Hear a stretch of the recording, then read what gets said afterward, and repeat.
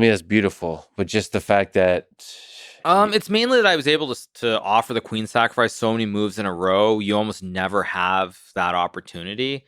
And actually, normally the games you're going to consider your best involve sacrifices, and if you can sacrifice the queen, that makes it very memorable. There's just this constant theme of this one checkmate idea. how often do you play with the sacrifice of a major piece? Like how often do you find yourself in that position? Pretty rare because players tend to avoid these sorts of situations. Players don't like games that can go either way.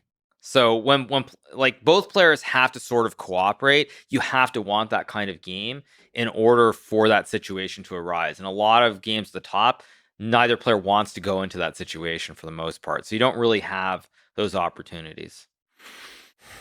Nevertheless, Stockfish loves those opportunities, Yeah. the sacrifices.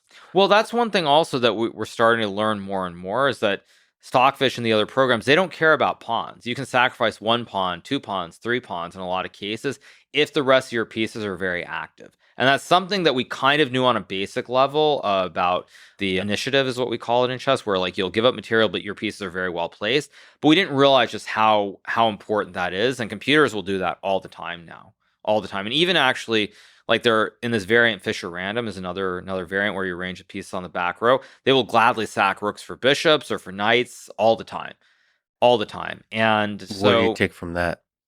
material imbalance or the material you give up doesn't matter as much as having this attack or having these pieces on certain squares.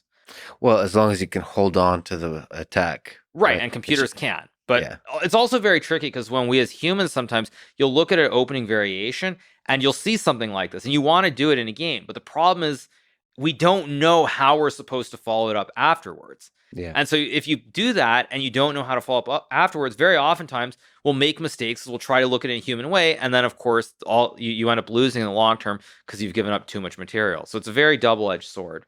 But that's why it's dramatic and why people love those kinds of sacrifices Absolutely. because you're putting it all on the line. What's the other game? It was a game also with a queen sacrifice. It was a game against this Polish player, Michael Krasenkow. It was played in Barcelona in 2007.